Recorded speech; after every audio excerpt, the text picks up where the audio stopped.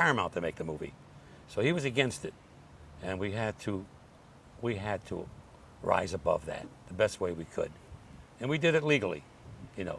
There were no problems after that. But I remember Bob Evans telling me after I went in to meet him, even though I knew Bob for many years, he said to me, if you take this part, Al, Sinatra is going to bar you from Las Vegas and Coppola is going to ostracize you. Those were his distinct words. And Bob probably can tell you that. If you're listening, Bob, tell him.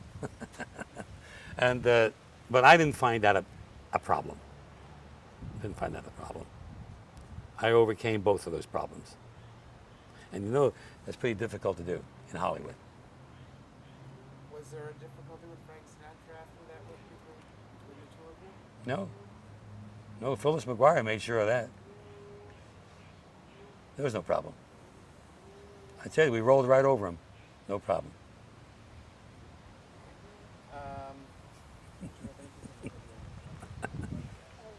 That's the truth and the whole truth. Nothing but the truth. Hmm?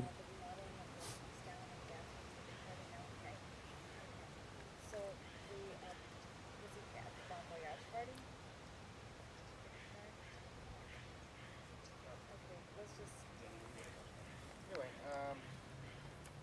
when we're talking about, you know, a man like Patsy, Excuse me, Jimmy Durante, the party with Frank too, party named back.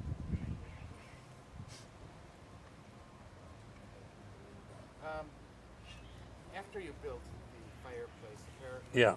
Before it was called the Jimmy Durante Room, I think there was an event there. There was an event in 1957 naming it, you know, for Jimmy Durante. Were you at No, I was not there then. No, I was, at the time, I was still in England, living there. So when I came back, that I went to Patsy's place, and we worked out the details on how we were going to build this fireplace and chimney. You know. Now, the Villa Capri, you know, well, another thing, let me mention this. I mean, you know, being Italian and certainly being a lover of Italian food, Patsy, you know, first came to Los Angeles in 1939 and introduced pizza to Los Angeles. Mm-hmm. And the restaurant, you know, was famous for its family style, you know, cuisine. Did you find that was that an appeal to you, or was you know, because often, you know, people would go to, you know, Romanoff's that was, you know, far fancier or certain, you know, Well, but this had a different type of. well, sure. He introduced the Neapolitan pizza, right? I'm sorry, Patsy. That was Patsy. Yeah, No, yeah, They always try to say their yeah. name. Patsy introduced the Neapolitan pizza in Los Angeles. He was the first one to do that. Years later, it was somebody else that came in from Naples. That was Cafe Roma. But Patsy is the one that originated it. You see, and that prior to that, that pizza did not exist in California. You know, so you got to give him a lot of credit for that. And that's why I always went there also to have his pizza. You know, it's the first thing we asked for. First thing, bring the pizza, and then we'll order. Are you a cook yourself? I try to be. Yeah, I try to be. I cook. I've been cooking since I was, well, young boy. And I enjoy it. You know, I cook for my family, cook for my friends.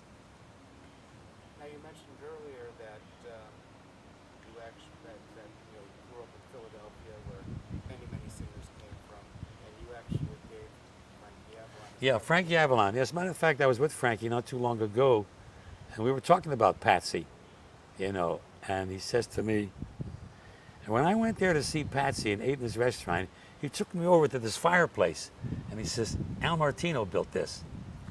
And he told me that when I saw him last. So you see, he really told everybody about it when they would come in. I'm sure he told Frank, but probably Frank was jealous, I'm not sure. I actually spoke with Ray Anthony yesterday, who wanted to Yeah. send his fondest regards to you. Oh yeah, and a good friend of mine, Ray. Yeah. So once you came out here and established yourself, apart from going back and forth to England, you made your home out here, and I came out here to Beverly Hills in 1968 to root myself here. Because at the time, I was still recording for Capitol Records. And I think one of the main reasons why I came out here was because of my company, Capitol Records. I was close to them. The studio was the best studio around. I had a good time recording there and I saw many artists record there. I saw the Beatles. I was at Frank's first session with Royal Gilmore. First session he ever did, the Swing and Affair album. And his producer was my producer, Royal Gilmore.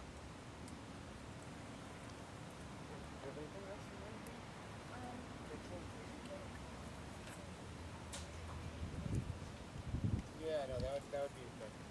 Allison is just Yeah, whatever. Can you restate one more time that Capitol Records was so close to the Villa Capri, which is probably what brought a lot of the musicians? Yeah. Isn't that big Cole came in Yeah. and a lot. I mean, A lot of can you Capitol tell us about some of the musicians that came in, and where was Capitol Records in relation to the Villa?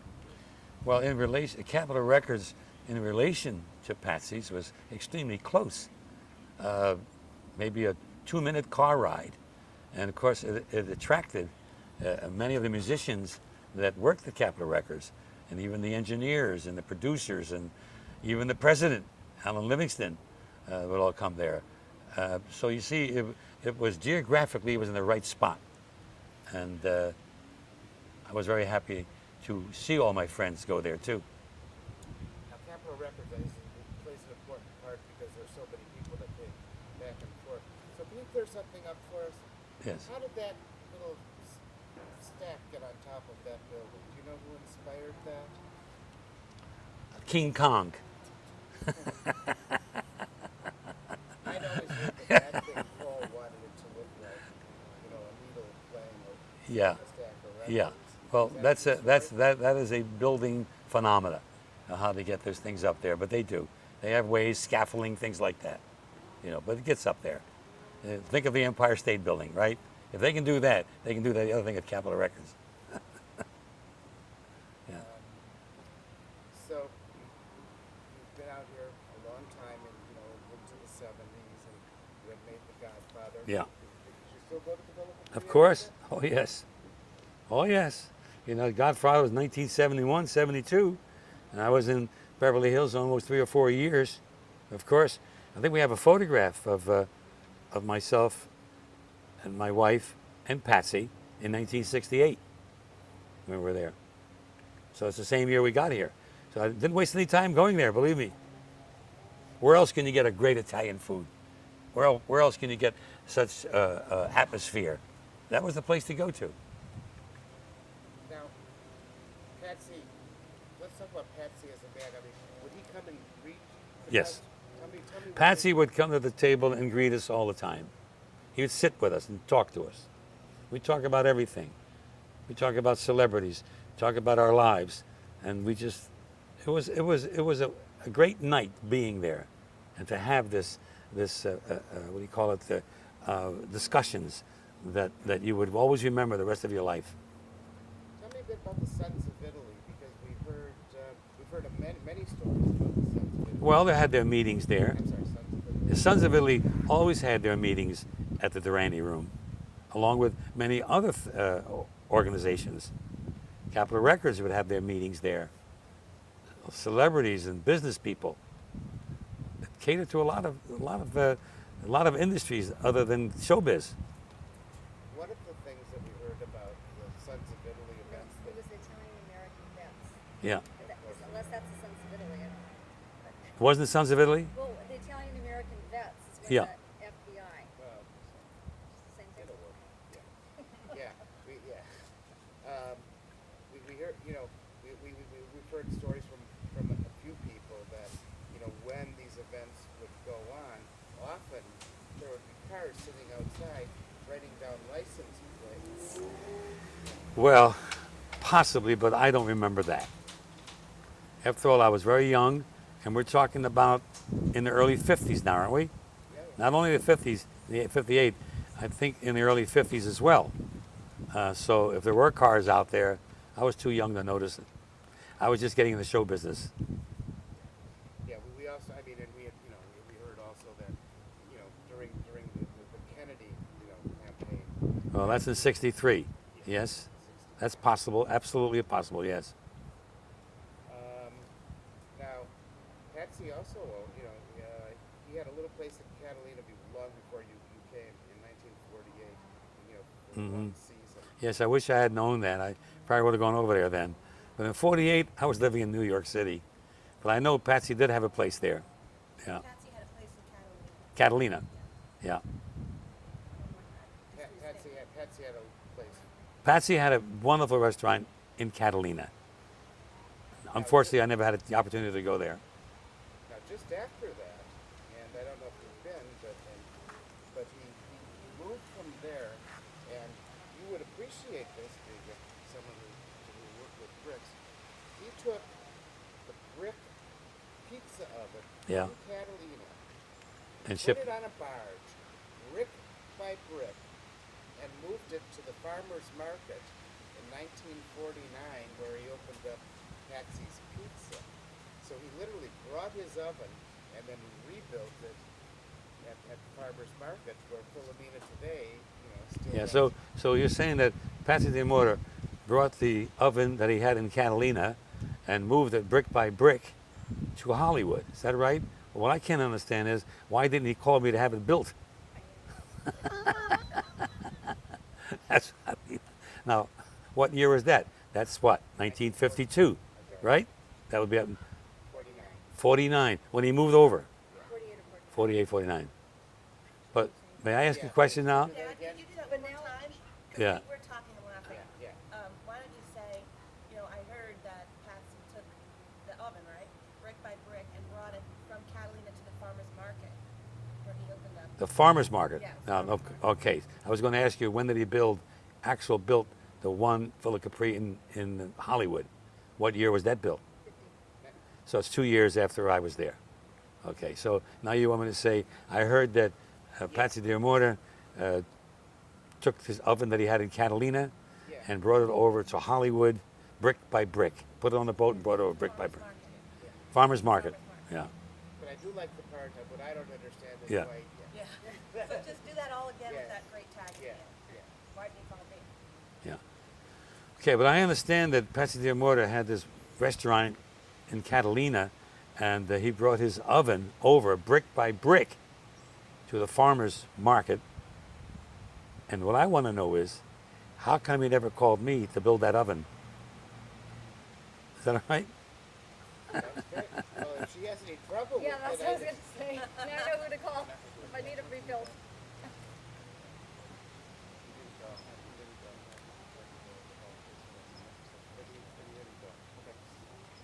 Do you remember the last time you were there? That's pretty hard. It's so often that's hard to say which was the last day there. You got to remember, I'm in showbiz. I'm on the road a lot, so I was on the road 7, 8 months a year. It's a long time.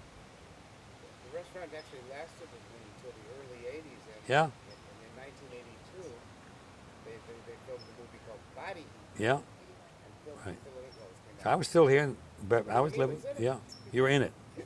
Very short.